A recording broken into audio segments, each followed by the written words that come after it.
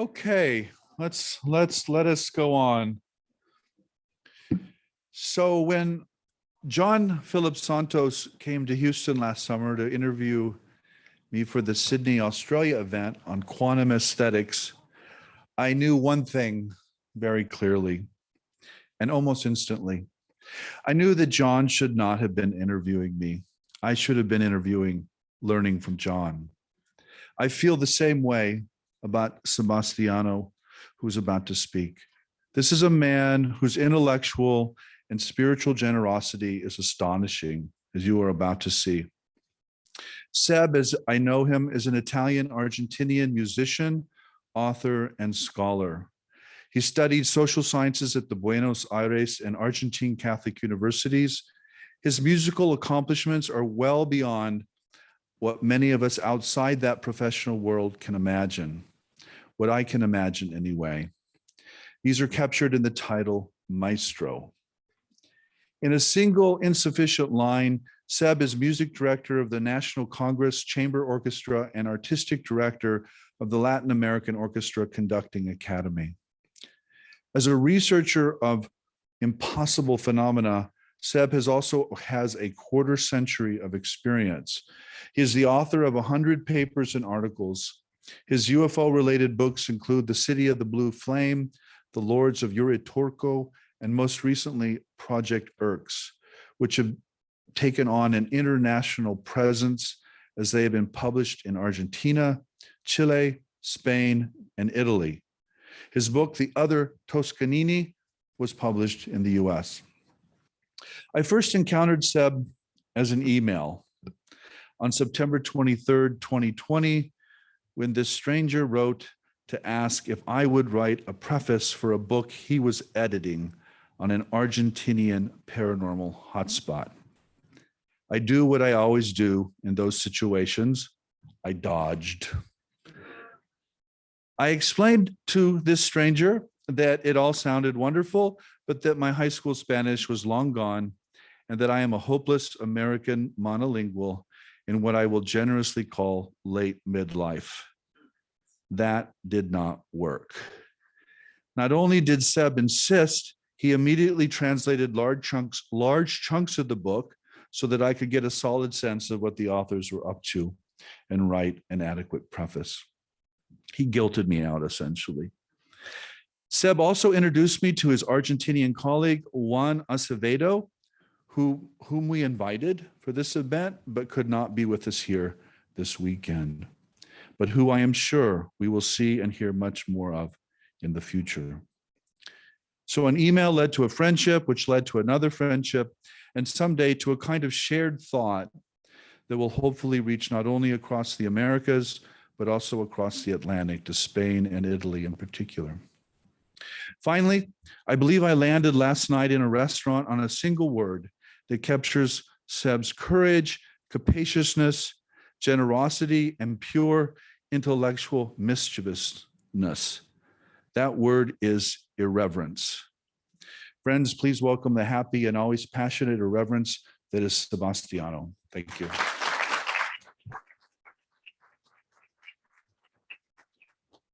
Hi, folks. Thank you so much, Jeff. I really love to be praised. So keep that going, please. So this is funny. I'm going to improvise as a brief disclaimer before I read my little piece, but he sort of robbed that from me. I mean, I have a certain reputation back at home, as far as I can remember, as a troublemaker. And I also remember the Pope, which is, as you well know, Argentine, who was talking to a gathering of young people, telling them to make noise and generate trouble and, you know, be rebellious in a way. And well, here I am. about to cause some damage, I hope. So brace for something. No, actually, after the very last lectures about from John Santos and Dr. May, I think I'm going to put you to sleep in 5 minutes, but that's good. I mean, okay. So it's a privilege to be in charge of this last plenary address. I owe the honor to our dear Jeffrey John Kripal. Yes, J is John, which is the main promoter of this initiative. I thank him with all my heart, thanks that I extend to his collaborators and to Rice University, which so generously shelters us.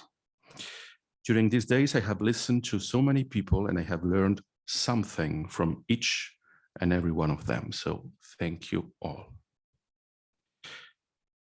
Let's go to our first slide. Thanks to my wife, PC work, by the way. Il y a assurément un autre monde, mais il est dans celui-ci. There is certainly another world, but it's in this one.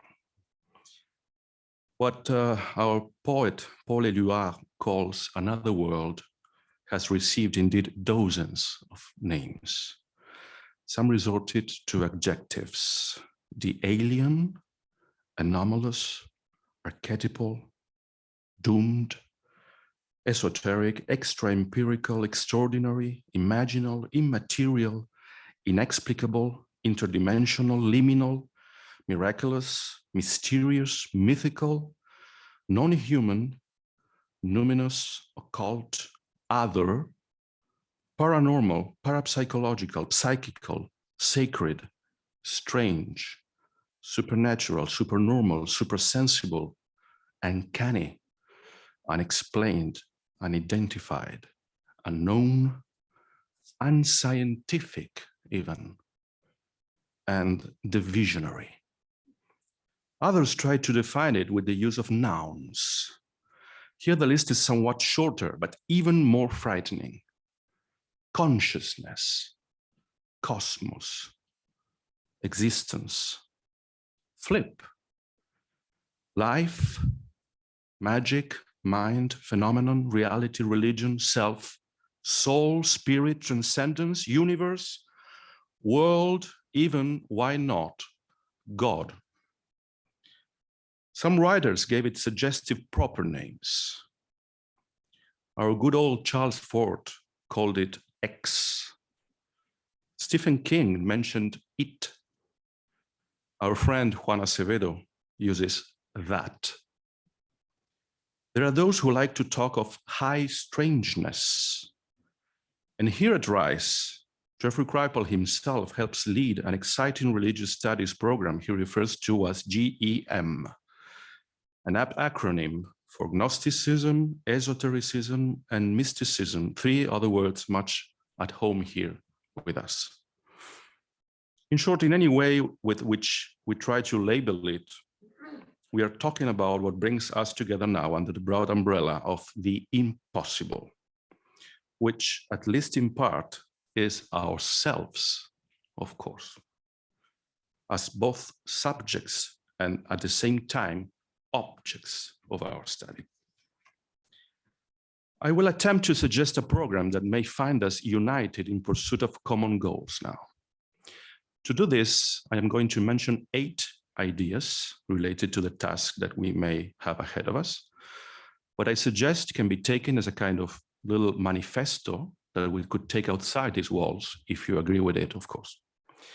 So please follow me through these 8 proposals. I will occasionally use them to tell you a bit about my own experiences and about what is being done in this regard in my 2 countries of origin, Italy and Argentina.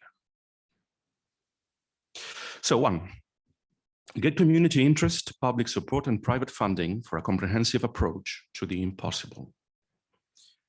To pursue goals like the ones I posit here, we need to arouse the interest of vast numbers of people of all backgrounds, origins, and profiles. Those of us interested in the impossible, I'm afraid, we live in a ghetto. What is worse, some of us have collaborated in its building, and we even feel comfortable somehow in it. I guess the first step is to get out of that comfort zone and, as Schiller would say, embrace the millions. I think this is a crucial issue, both in the public and private spheres. Governments and institutions will do well to take an interest in this topic, seeking advice from specialists who do not pursue any agenda other than knowledge for knowledge's sake. And that interest should be transformed into financial contributions to research. The United States has an example of this in Robert Bigelow, the businessman who heads the Bigelow Institute for Consciousness Studies, BICS. Both BICS and the legendary S. Allen Institute mark a path we should pursue. And with initiatives like this very one here now, Rice University places itself in this select group of institutions. Thank you for that.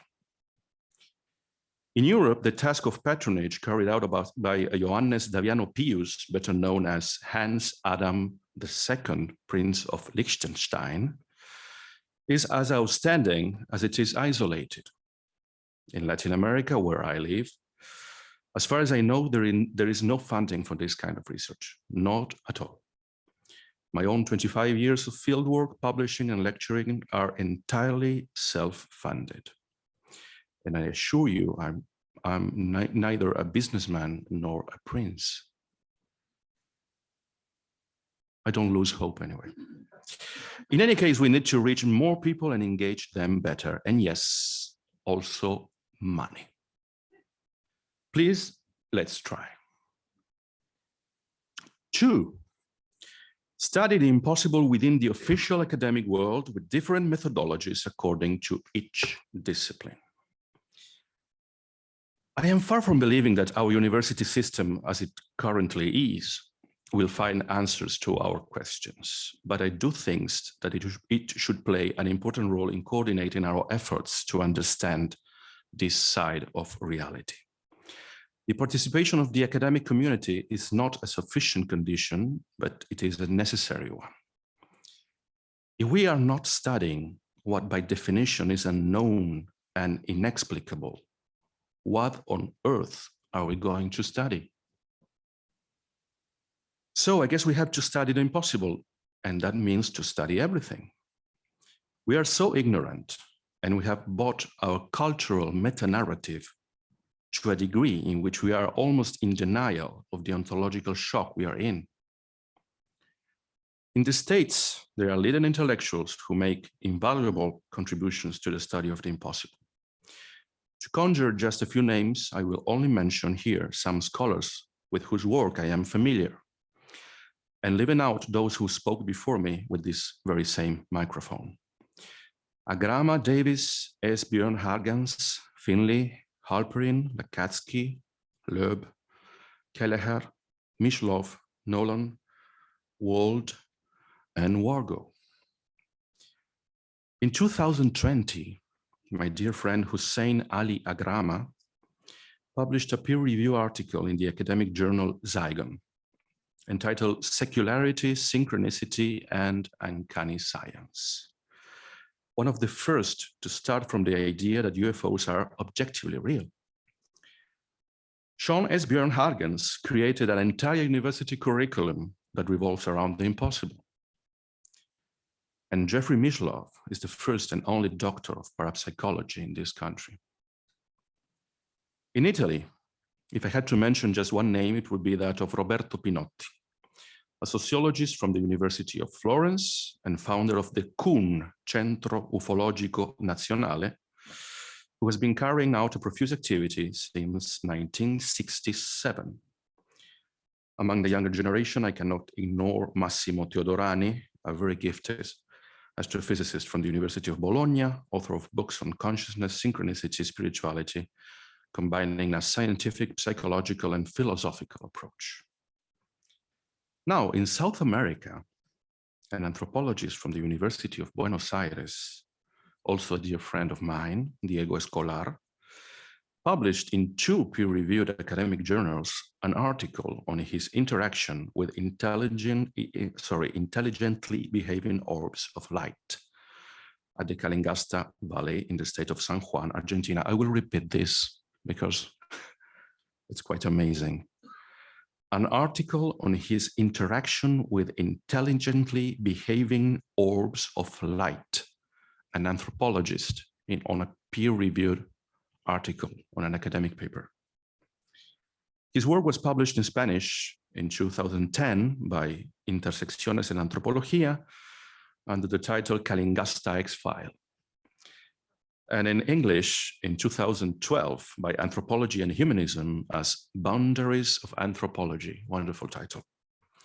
Reworked, the text also appeared recently as a chapter in the book Trabajo de Campo en América Latina, edited by Rosana Guber. Good for you, Diego.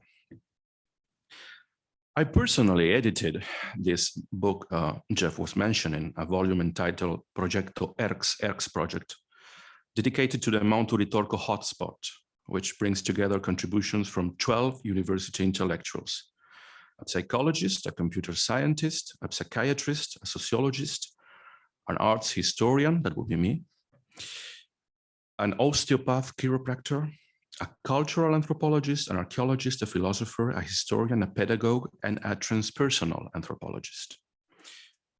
This work was published in Santiago de Chile and Buenos Aires with this wonderful foreword by Dr. Kreipel. This is the only book of these characteristics to be published in Argentina and South America so far. So right now we have far more questions than answers, that's for sure.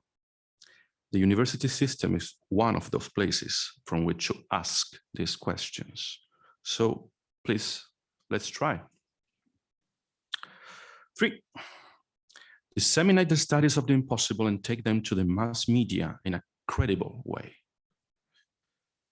If many initiatives should start from the academy, most of them should be filtered to society as a whole through informative books and journalistic reports. In both cases, a mixture of rigor and content and simplicity in form should prevail, I think.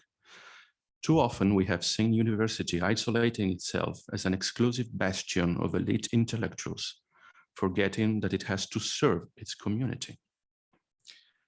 In this regard, what mainstream journalists as Leslie King, did I get it right? George Knapp and Nick Pope have achieved in the United States is an example to consider. No less important is the testimony of experiencers like our dear Whitley Strieber here. Whitley exposes himself fully in his work, not just as an abductee, but as a human being, reflecting on his experiences in books that have become increasingly philosophical over the years. If I must be honest, I think that Whitley's thought has barely begun to be valued. In Italy, this kind of dissemination effort is led by Adriano Forgione, who is a magazine editor and book publisher in Rome. And in Argentina, one of the few journalists who deal with these issues insistently is named Alejandro Agostinelli. Personally, I managed to get the main newspaper of the second most important city in Argentina, which is Córdoba, La Voz del Interior, to publish a full-page story on my Uritorco-related research from an anthropological and sociological point of view. That was on February 2, 2020.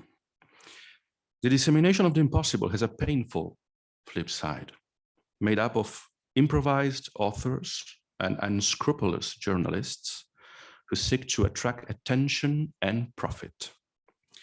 Poor quality reporting and scandalous journalism do enormous damage to the study of these topics. It is in fact guilty of much of the disrepute that we suffer and that terrifies conservative scholars. We have to expose these people for what they are, invite them kindly to earn their daily bread in less important areas than these, kindly. Please, let's try. 4, engage the disbelief of the overly materialistic, rationalistic, scientific, and positivist reasoners. And please do not want to kill me and just wait for number 5. You'll see I'm not that crazy or suicidal. Or perhaps yes. Scientific disciplines have enormous value, but they are only one of the tools in our toolbox. trying to accommodate the multiform reality of our life experience to the methodologies of modern science produces results that we already know.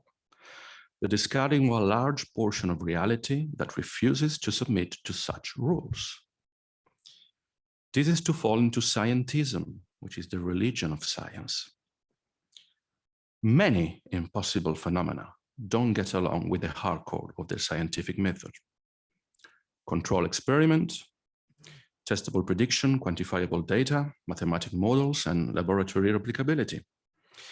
They tend somehow to be less material, less objective, and less communal than what science usually studies. The problem, of course, is that they happen anyway. That they are mostly immaterial, subjective, and individual in nature does not detract from their existence. Rather, it complicates their apprehension. Let us not forget that to us, everything that happens does so when we perceive it. So it's all about perception. You remember Stanislav's gorilla? Perception. In other words, what is specific about the impossible phenomenon is lack of direct transmissibility, since it's usually based on a strongly personal experience. For the experiencers, it has absolute proof weight. They usually say it's more real than real. But for their interlocutors, it is a story as extreme as it is unverifiable, at least sometimes. We are therefore faced with an ontological question, type of reality, type of existence, that poses an epistemological problem, type of discipline, type of methodology. It is a fragile situation for sure, from the empirical point of view, but in the end, nothing new. Many aspects of our daily life share this very same problem. To accept Elizabeth Crohn's near-death experience, do we need to electrocute her to death again and revive her again, Frankenstein style, to see if her story really can be verified? Nonsense. Even without the methodological guarantees of the natural sciences, we do advance in our knowledge of many areas, even making life or death decisions and no science involved. The soft or social sciences present the same situation to a lower degree. However, they seek to adhere to, as much as possible, to the ideal of rigor, accuracy, and objectivity of the hard sciences. Now, I'm not sure that this is always correct or useful. I tell you something, as a musicologist, an arts historian, I have read too many papers and books in which pages upon pages of pseudo-scientific jargon, empty technicalities, and rigid methodologies end up ensuring we don't get anything out from a Brahms symphony or a Picasso painting. In America, some consider the soft disciplines not worthy of being called scientific, and the term humanities is preferred to human sciences. I don't really know if it is an insult or a compliment, but the truth is that in humanities, we do have useful tools, be they hermeneutical, critical, speculative, or comparative, both synchronic and diachronic. The trick may be simple enough. We should look for the methodology that can best cover the object of our study and not the other way round. I think that hard sciences can contribute to the study of the impossible. And I am sure that soft sciences can make important contributions. If one of the many names of our object of study is God, philosophy and comparative religion studies will possibly give us some better results than, say, chemistry. But of course, our humanities will have to evolve out of their golden cage of culturalism. In any case, anchoring oneself to the linear causal physicalism of science when studying the impossible, I think it did not work well up until now and produce a kind of professional debunkers we don't really need. These reasoners I'm referring to seem very sure of themselves. But new discoveries require a much more flexible approach curious attention, an open mind, and a lot of creativity, not just science. Please, let's try it. 5. And now perhaps the other half of the audience will want to kill me. That's fine. I've been dead before. Engage the belief of the overly metaphysical, irrational, anti-scientific, and negativist believers. Welcome to the other side of the coin. Scientific disciplines have enormous value and produce much knowledge. Therefore, its toolbox cannot simply be ignored, especially if it is due to laziness or because some experiencer believes he's the one to lead us all into the future. Denying the importance of modern science, technological progress, discipline, knowledge is absurd. It leads us to a kind of pre-cultural state in which we only have belief, faith, doctrine, and a personal conviction that knows of no arguments. It is the messianic attitude of so many contemporary gurus who claim to be well beyond logic, reason, and science, while living in houses built by engineers, driving around in cars, using air conditioners, having hip replacements, and of course, while preaching thanks to telephone, radio, television, and the internet. As we have said, many impossible phenomena tend to be immaterial and subjective in nature. However, immaterial and subjective do not necessarily paint a scenario devoid of intelligence, reflection, criticism, study, research, and debate. Quite the opposite, actually. They take place in the center of that scenario together with such fundamental life experiences as being born, growing up, falling in love, becoming parents, growing old, and dying. On the other hand, today only a willing ignorant is unaware that cutting-edge hard sciences are coinciding with some philosophical ideas from remote Eastern antiquity. To put it in other words, the difficult transferability of impossible experiences is not an obstacle for them to be studied to the last consequences with what we could call a scientific mentality. So we can and must operate with rigor and accuracy in pursuit of consensus building, faster progress in the areas of study, greater explanatory capacities, and cumulative knowledge. Now, I cannot scientifically replicate my love for my wife in a lab. I hope. But before I moved in with her and planned to have a life together, I sat down and thought about it carefully. So feelings and intuitions belong to another plane of reality in relation to thoughts and reflections. But as any psychologist knows, they are compatible and they should work together. I have already mentioned the damage done by unscrupulous authors and journalists. It's time to mention the damage caused by the frauds and fakeries of swindlers and by the delusions and fudges of fanatical fideists. For years, the focus of my work was to unmask such people who abound in our world.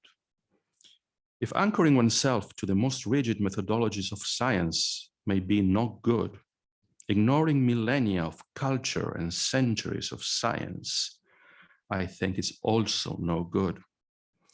I don't think we need new prophets. The believers I am referring to seem too sure of everything, exactly as the reasoners I mentioned. So maybe we should all try to be a bit scientific, a bit philosophic, and a bit artistic, like that guy named Leonardo da Vinci. Please, let's try. 6, consolidate a scientific and epistemological paradigm shift already underway in the hard sciences in line with what Kuhn theorized. So one way to foresee the future is by looking at the past, in my opinion. I think Thomas Kuhn did that back in 1962. That's the year of the founding of SLN, by the way, and the year of Jeff's birth. So many meaningful synchronicities do happen. That was the year in which Kuhn published The Structure of Scientific Revolutions. You are very aware of this book, of course. I think Kuhn's time has come, although perhaps not in the way he imagined. I understand that such a forward jump in paradigm could be paired with a backward jump in paradigm. In 1871, Giuseppe Verdi perceived how troubled the musical world of his time was, said, "Let's go back to the old and it will be progress. Torniamo all'antico e sarà un progresso." And perhaps he was right, and not only regarding the arts. If such a critical mass of unexplained phenomena forces us to complete a paradigm change at an epistemological level, and if we need to turn to new disciplines, perhaps it's not that crazy to first look to the past in search of what we used to know and maybe have forgotten. Now be patient with me, very patient, as expressing this idea will take a few minutes. Some of the ancient cultures had as their founding pillars the belonging of man to nature, his being a social animal, considering our planet a living being, the communion with the universe, mankind's dialogue with the gods, a spiritual way of being initiated into the mysteries of knowledge, and a philosophical way of teaching. In short, a cosmic gnosis, which today we can only in part glimpse. This and other intellectual and spiritual values after millennia of development reached their apex with the episteme of Socrates, Plato, and Aristotle, which with nuances and contradictions that we don't have the time to pursue here, of course. It was without a doubt a world very different from ours, as the surviving texts, artifacts, and buildings tells us.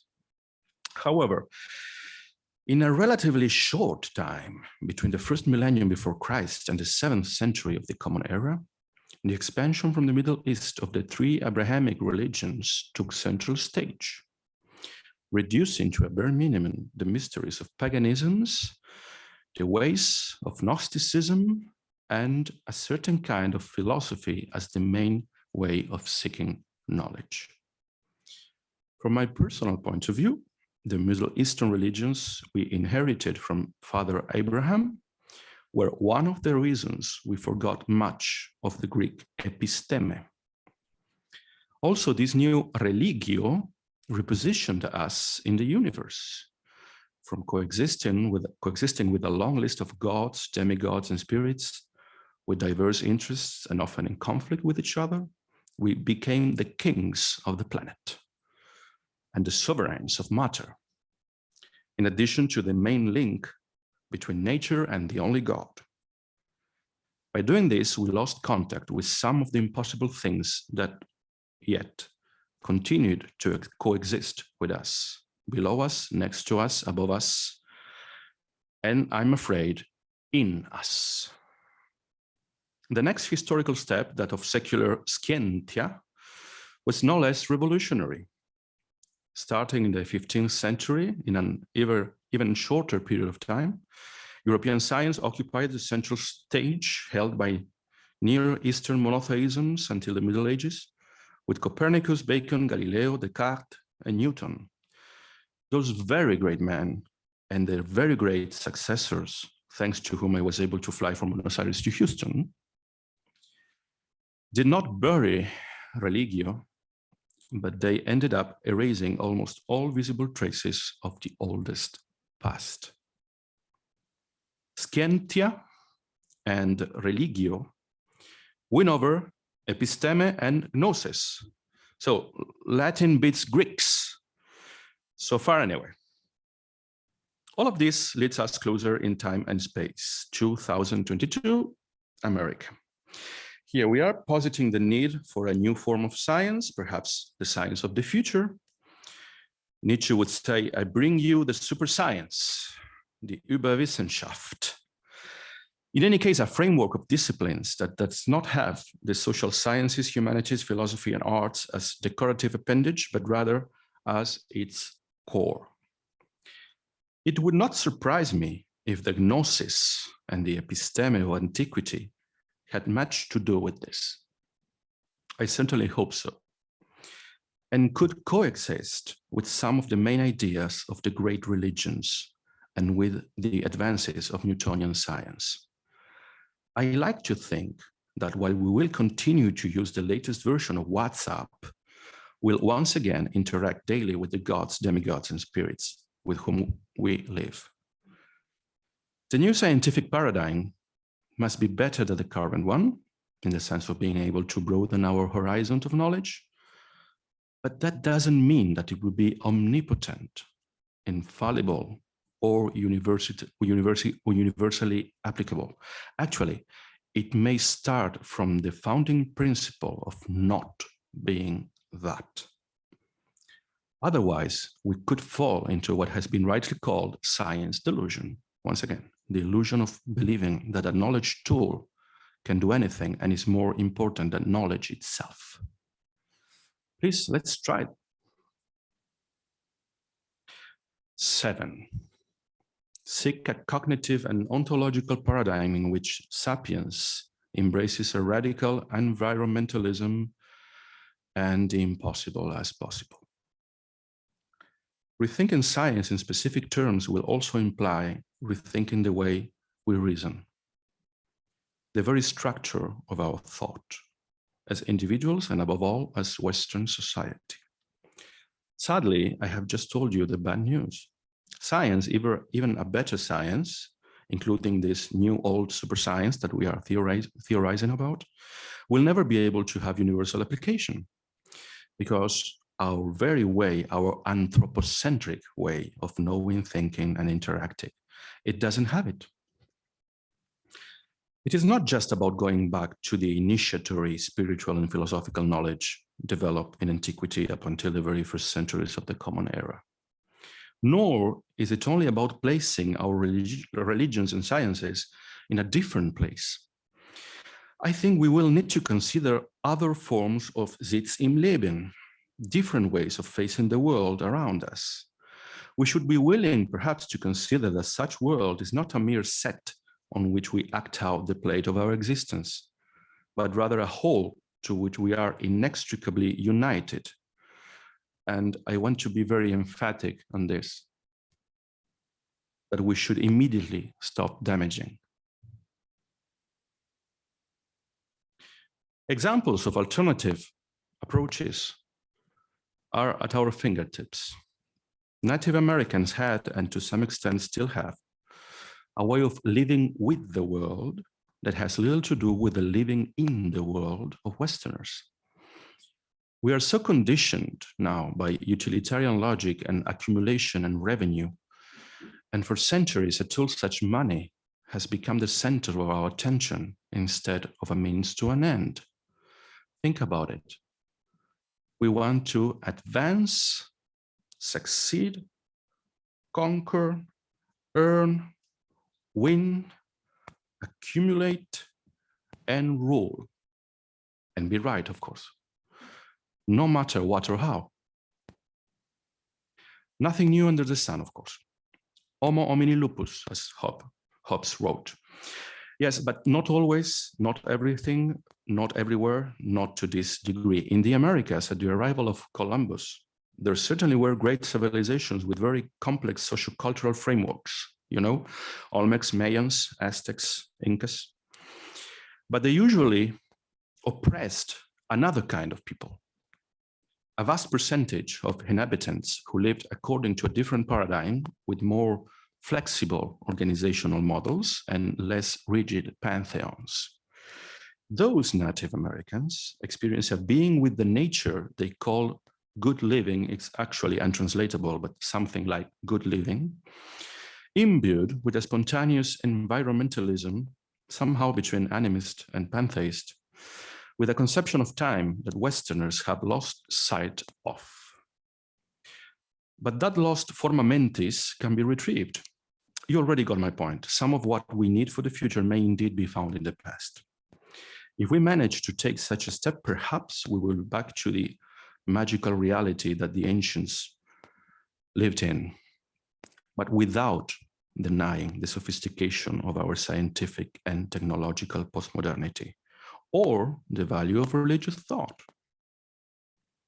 I certainly agree with Jeff that the supernatural is not the natural.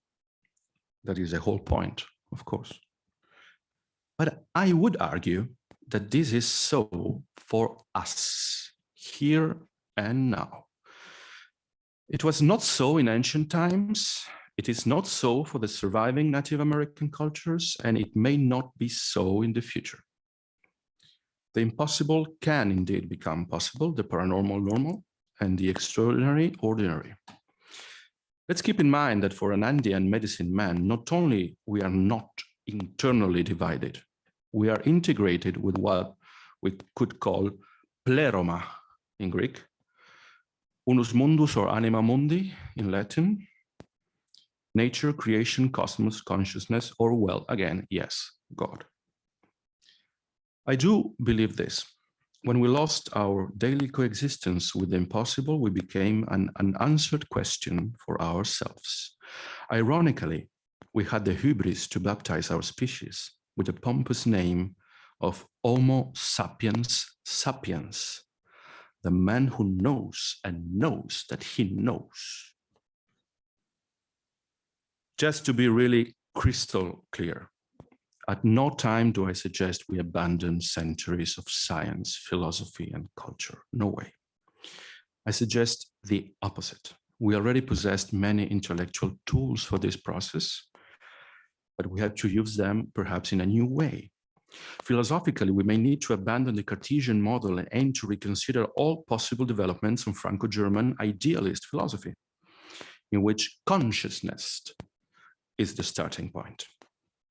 And perhaps, I don't know, some Alexis Carrel, some Pierre Teilhard de Chardin, just thinking out loud. As the Colombian anthropologist Luis Eduardo Luna, hi Luis, said, if we persist in thinking with Cartesian terms, in addition to res extensa and res cogitans, we will need to embrace something like res magica. In any case, I think we should make the Shakespearean quote, there are many more things in heaven and earth that are dreamt of in your philosophy, obsolete. Our philosophy should account for the greatest number of things that populate heaven and earth. Please, let's try. 8 and last. Good timing, actually. Connect researchers who have been working in isolation due to geographical, linguistic, and financial constraints. This is very, very, very concrete. One model widely used in the humanities is the center-periphery relationship, as you know. And there are certainly centers and peripheries. It does not matter here whether the state of affairs is good or bad, fair or unfair. It's just here, and you have to take it into account, if possible, in a smart way. I believe that with the exception of our dear Jacques Vallée, who has lived in the United States for 60 years now, anyway, I am the only plenary speaker whose native language is not English. In a way, so I am a representative of the periphery in the center. So let me spend my last few minutes sharing some thoughts about this center-periphery model. An important part of the literary output on the impossible is produced here in the States, or at least in the English tongue, the language of the center par excellence. But there is much that is produced in other countries and in other languages. The situation is bad both ways, but it is not symmetrical. A more or less reasonable percentage of the production in English is translated into other tongues, but the opposite is not really true. The consequences for the social construction of knowledge on a planetary scale can be disturbing. There is no doubt in my mind, we need the most valuable books and papers on the impossible to circulate, and not only on the impossible, by the way, to circulate in the 6 main languages of Western culture, English, French, German, Spanish, Portuguese, and Italian. But also, if possible, in the 5 languages that are spoken by the largest number of people on the planet. That is Mandarin, Hindi, Arabic, Bengali, Russian, and Indonesian. I'm sure you remember Esperanto, the international language invented by the Polish physician Ludwig Zamenhof, right? The word Esperanto comes from the Latin spes, which is in Italian speranza, in Spanish esperanza, in French espérance, and in Portuguese esperanza. In German, it's Hoffnung. Yeah, lovely language. In English, of course, no, I mean it, I love it. In English, of course, it's hope, hope. So it's all about the hope of being able to understand each other. My admired Whitley Strieber recalls his wife, Anne, saying that we are too young a species to look for answers and we have to look for questions. I really agree. But that doesn't mean that while some are looking for questions here, others might have already found them there, or even outline possible answers. I like to speak of what I know firsthand, so I should probably shut up. In South America, and particularly in Argentina, there have been valuable research and theory on the impossible for decades now. I will mention below only some of it, limiting myself to people that committed their efforts to publish books. And we will probably not recognize those names. Psychologist Juan Acevedo and psychiatrist Nestor Berlanda are writing their theory of that, which encompasses everything we call paranormal, working on the interrelation of non-ordinary states of consciousness, near-death experiences, quantum fields, phase experiences, and shamanic lineages. Journalist Alejandro Agostinelli, which I already mentioned, and historian Fernando Soto Roland have been dealing with the supernatural since the early 80s, advocating a sociological, anthropological, and historical approach that takes time to really materialize in a field full of researchers with the best intentions, but alas, little methodology. Historian Juan Pablo Bubello and anthropologist Pablo Wright are studying the history of esotericism and minority spiritualities with a special interest in their deployment in today's much troubled and multicultural Argentina. Political scientist Leopoldo Buderatsky and philosophy professor Ariel Sarvi analyzed the Weltanschauung and the internal logic of several groups of self-proclaimed contactees operating in the Argentine state of Cordoba, which we already mentioned because of Mount Uritorco, if you recall. Art professor Carlos Ferguson and sociologist Ruben Morales have been investigating UFO phenomenon since the 70s, with emphasis on well-documented cases in South America. They have compiled and systematized and published hundreds of reports and pictures. Computer scientist Fabián López and anthropologist Diego Viegas were members of the now dissolved Círculo de Investigadores del Fenómeno OVNI, CIFO, of the city of Rosario. They recently edited very valuable books that I would say transcend the UFO phenomenon. So the Archives of the Impossibles team has uploaded to its website a PDF file containing the names of all these authors, plus the titles of 31 books by them, their publication data, and a scan of their covers.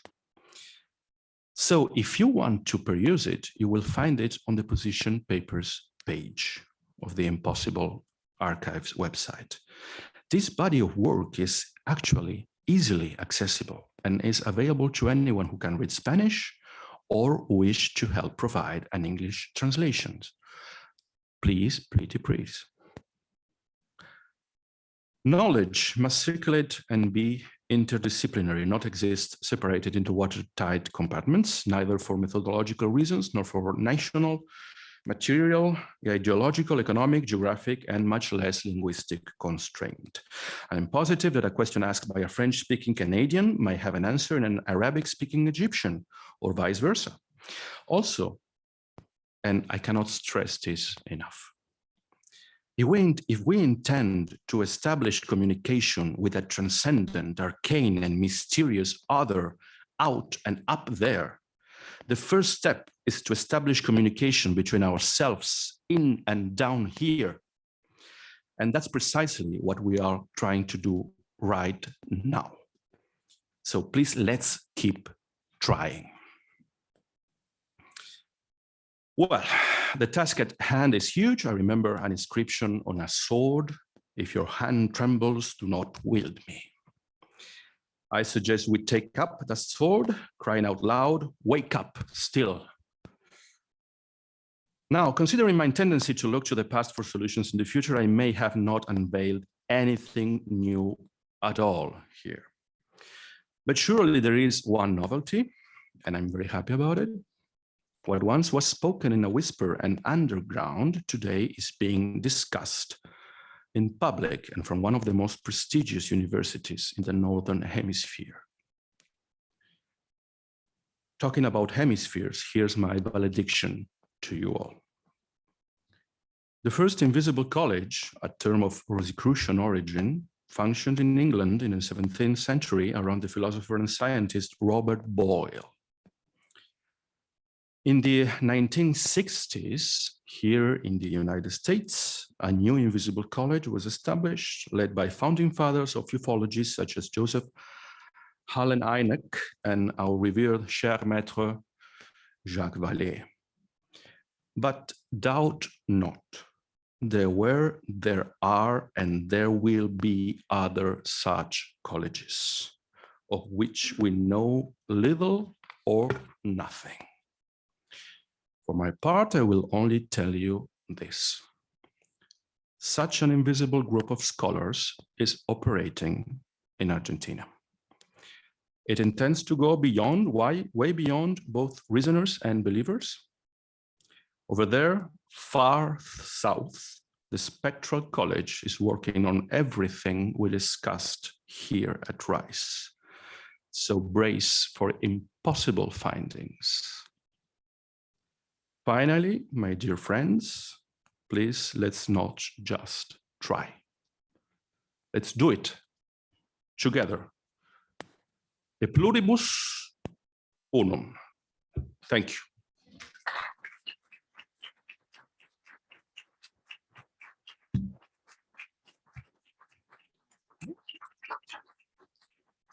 If someone wants to crucify me with comments or questions, I'm here with my wood ready. Oh, quite a few hands. There, perhaps? Hi, thank you for this really, really insightful and interesting talk. My question is about, I have a lot of questions, but the one I'm going to ask is about the about certainty and the desire for certainty. You sort of conceive of a paradigm, you know, that can acknowledge its fallibility. And to me, this is a paradigm that can tolerate uncertainty, which I think is appropriate given the phenomena, the impossible, the many kind of nouns that you gave us that shatter our certainties or challenge them. And yet I think that the desire for certainty sort of foundationally motivates the academy. And we've seen a lot of desire for certainty even here at this conference, the desire to sort of contain. And so I just wanted to ask if you have any reflections on this, which, and maybe the Spectral College in Argentina perhaps can, you know, help us with this paradox, which I see also as an obstacle. I really agree with that.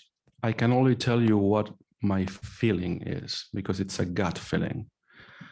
In the end, I do believe we are not equipped as a species to understand it all.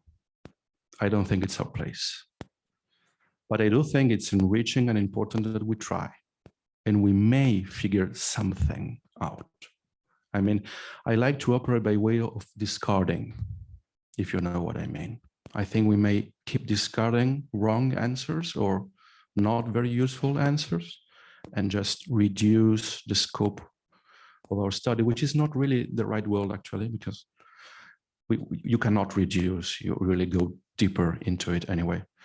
But I do agree, academia has the, well, Jeff the other day was, I think it was him telling about our need for clarity, to be clear. And so thus you have the negative of the academy on the negative.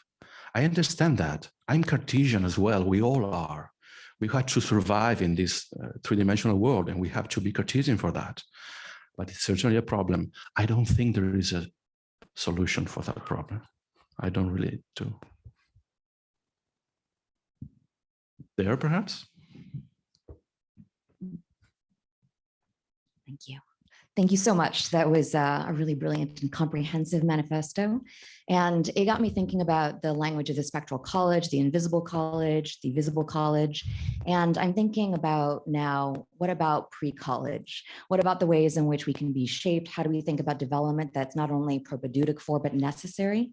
And I'm thinking about this in the relationship to the narrative that you were tracing out, that Michel Foucault is also working through, the shift between episteme and gnosis, to in the, as you put it, Abrahamic side of the militarization of certain religious forces, religio and scientia. And Foucault is describing how in Descartes in particular, you have the amplification of the subject of knowledge split from the subject of action. And in antiquity, you have the subject of knowledge and the subject of action necessarily bound together. So how you act enables what you know contributes to how you act. And that kind of dialectic is really necessary to how we're shaped. And so when thinking about not only how can we as researchers do this, take up the manifesto, but what are the cultural conditions that we need in terms of education that might make this possible? As you just said, we are all Cartesians, we need to be Cartesians. And yet, if there are ways of thinking about how do we shift these paradigms, we need to be able to not only think differently once we're formed, but I think that we're also too late. I think that we need to be thinking at an earlier level. So I'd love to know your thoughts here. Thank you. I would say yes and no. I mean, I agree with you, but I also think it's not that difficult. And I tried to mention it in my little address. The most important decisions we take in our life have nothing or very little to do with science or episteme or gnosis or religio or culture or intellectualism or rationality of being Cartesian. Once again, being born, grow up, be in love with someone, start a family, grow old, die, and make decisions in that lifelong progress. We don't do that with charts and with Kant and Descartes and Hegel on our table. So perhaps we just have to be a little more human. It's like I've encountered so many scientists. They seem to believe that to make better science, you have to be robotic, less human. I'm not sure about that. I'm not sure about anything, by the way. But I don't think it's that's complicated. I mean, I love my wife, I love my dogs, and I love science. But there are, I would say, different things, and I need both. It's not that difficult in the end. Thank you. I think you wanted to say something? Could we?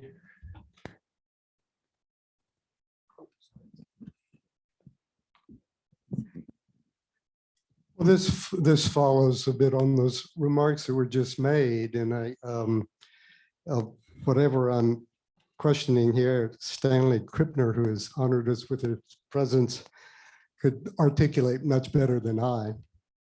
But so many of these things you speak about coming beyond reasoners and believers, and so many of these themes seem to carry us back to a more expansive way of knowing. And I'd like to bring those themes to your point number 2 about working within the academic world.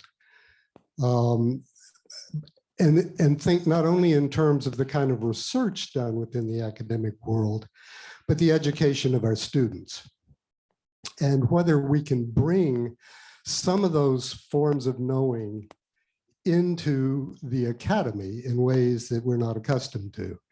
I think of William James's description of our ways of our normal waking consciousness. He says is rational consciousness, as we call it, is only one special type of consciousness. Whilst all about it, parted from it by the filmiest of screens, there lie other forms of consciousness entirely different. And my suggestion is that we can enter to some degree within the curriculum in our higher institutions of higher education into those other ways of knowing, and there are institutions that are doing that, and I think of CIIS in California, where Mr. Krippner has been very much involved, the Naropa Institute in Colorado, where forms of meditation are built into the curriculum. I myself have tried to introduce techniques in transpersonal psychology, like holotropic breath work, into the studies at a university level. And I think we could think more in terms of not only pursuing the rational ways of knowing that the academy is so good at, but also opening up our students in their experience at the university to some other forms of consciousness. In the world of transpersonal psychology, we speak of non-ordinary states of consciousness. And whether there are ways that are acceptable to the mainstream world that can be done within those institutions as part of their liberal education, if I might use the term. So I'm wondering whether you have any thoughts. Well, first of all, I agree absolutely with you. And once again, I don't think it's that difficult. And up to a certain point, it's already happening. You have to have scientists doing music and the other way around. You know what Einstein's main hobby was? And he was very good at it? Playing violin. And he played chamber music with other physicist geniuses. And he couldn't imagine his life or his science without music. So you don't really need to turn academia or a university into an ashram, although I would like to see that. But it has been attempted, actually. But it's enough to have everyone take something artistic in their curriculum. It's not about being a mystic. It's not necessary to do that. And I can tell you, I'm certainly no mystic, but I am a conductor. And to be a conductor is something paranormal by definition. So I don't think it's that difficult. We are run one last or two more. Maybe one more, because we're. So perhaps this lady. There's been a lot of great thought here, many experiences shared and knowledge shared. So there's much that we can think about, but until we act differently, nothing's going to change. So in the words of Mother Teresa, do small things with great love. E pluribus unum. Thank you. Thank you. Thank you so much.